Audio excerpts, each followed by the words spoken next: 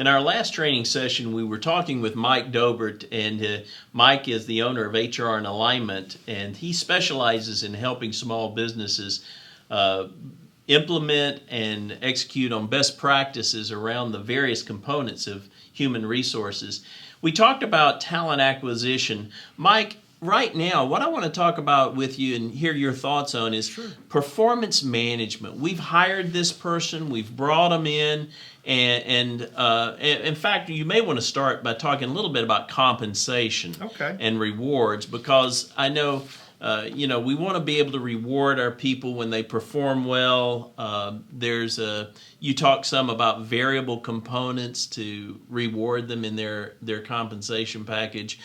Wherever you want to start in there, you start, and I'd like to hear your thoughts on those topics. Well, thank you. And building off talent acquisition, really the next step in a human capital strategy, which is no more than similar to a marketing strategy or a financial strategy, is total rewards. And so that is your compensation design, that's benefits, and it's also worthwhile mentioning the intangibles. Those are the reward and recognition things that may not be directly tied to compensation, but certainly motivate people and reward them. What are intangibles you're thinking of? Recognition, for example. Oh, okay. And so recognition could be at an annual meeting that you were based on whatever measurement, whether it be top sales or any number of things. Really showed the spirit of supporting the company and so forth like that. So it could be something like that. It could be a tangible, but it's not compensation. It could be a reward for a trip or things like that. I see. But one of the things to consider there is really understanding your employees and know what motivates them. So you don't misplace some sort of reward or recognition that's not as meaningful to them as it is to you. With compensation, I love this conversation here with compensation. And one of the biggest lessons I learned in the corporate world was not looking at total compensation as simply base. And we know with salespeople there's a commission to it, but how about non-revenue producing type positions? And so the classic example I always share is if you're going to pay someone $1, how about looking at it as a total compensation in terms of a base? Maybe you pay 85 cents or 80 cents, and you add another quarter to that. So their total comp now is going to be $1.05, okay? But you're not putting the entire compensation out there. You're tying some of that variable compensation, that extra quarter, and they get a little bit more, to specific goals that bring value to the operation, to the organization. So last session you talked about KPIs. Is that kind of what you're talking about? If they meet certain KPIs, then they earn that extra quarter? I like that idea. And so there's a lot of things. My belief is any position in any company, you can do a combination of variable and base. And so non-revenue producing type position, someone in accounting, for example, your goal is to streamline the process and improving efficiency by 15%, thus creating a cost savings, and we'll reward you for that. You've saved a certain amount of dollars, and so it's a bonus based on a project. Okay.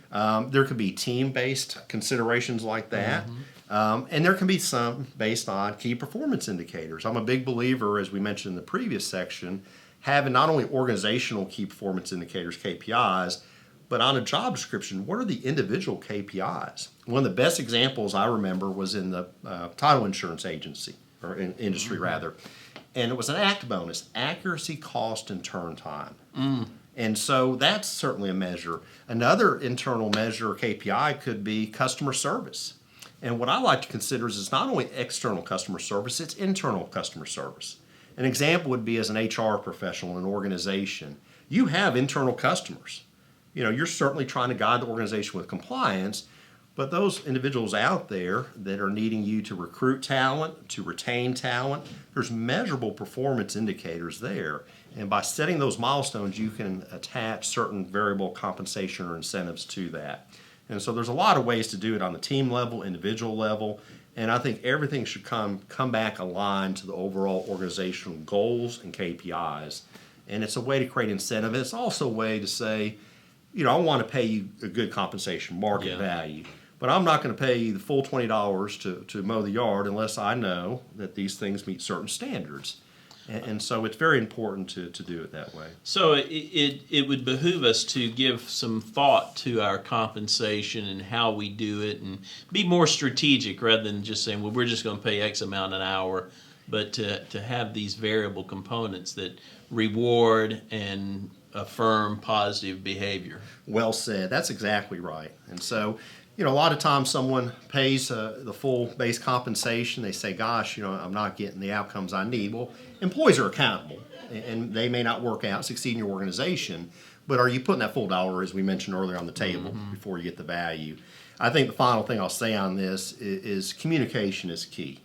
Sometimes an employee, particularly if you change from a full base compensation design to a mixed, you're taking something away from me and letting them understand that they have achievable and reasonable goals that are within their reach. You can earn a little bit more, but it's creating that business partner mentality. I see. So very, very important to look at that. Very closely associated to this is the issue of performance management. Yes. Tell us about some of the best practices you're seeing and you're advising your clients with around performance management. Absolutely. There's a couple things. One thing that comes to mind is often organizations do exit interviews. And the question is, well, why do you wait till somebody leaves to ask them how the job's going? So, having exit interviews, while they're employed, it's touch points. It's employee relations. It's simply going around and saying, Glenn, how are things going for you? Don't wait till they leave to ask those questions.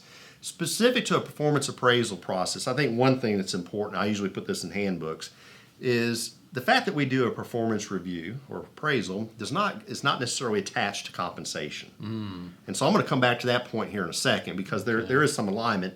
But first and foremost, I think the format of the performance appraisal, not just the document itself, but the process. At the very least, two-way feedback. So a lot of times I'll suggest to a client and share a form with them where it's the same appraisal form the manager and employee fill out, but different sections under each areas of criteria. And allowing the employee first to self-evaluate, and then the manager to sit down. Sometimes a manager may say, Mike, what happens if we see it from a different perspective? Do we have to have the same answer? And no. It should be factually based. There should be no surprises, good or bad. Things should be talked about immediately. So this is a review. But at least allowing the employee to have a voice. And actually in the actual performance meeting, I like for the employee, kick off the meeting. Yeah. And let's lead it. I want you to take ownership of this.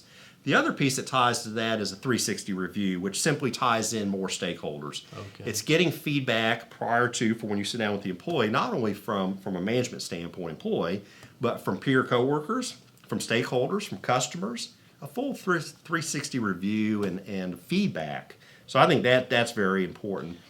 You mentioned that you don't always tie compensation to this. Yeah. In our last minute or two we have here, say more about what you were getting at there. Absolutely. First and foremost, I like to set the tone, if you will, for an employee to understand this is a meaningful discussion to help us both succeed. And yes, I want to reward you. I know employees are looking for compensation, but this is the other thing I learned from the corporate experience of don't put the whole dollar on the table, is if you want to have an increase in compensation, share with me how you're going to add value to the organization. And so I want you to reflect, hopefully the organization has well-written organizational goals and they've shared those with employees. But then based on that, what are your individual goals and show me how they align to the organizational goals. And so having those SMART goals, if you will, those specific, measurable, not that I'm just going to work harder, but specific goals. And in my experience from corporate environments, some that have been very entrepreneur, Mike, if you want a raise, I want to know what your goals are. And before I tell you what your bonus would be, why don't you make a suggestion to me? Wow. And so that helps really build that business partner mentality of helping them understand and align their efforts and how are you bringing value to the organization. And so I think that's very, very important versus saying, what am I getting this year? Yes. With great respect. People work hard, I understand that. So that's some of the ideas. It really comes back to setting specific goals for every position and obviously sales commission sometimes, but there can be other goals there. And really putting some part of the consideration into a variable component where they deliver an outcome.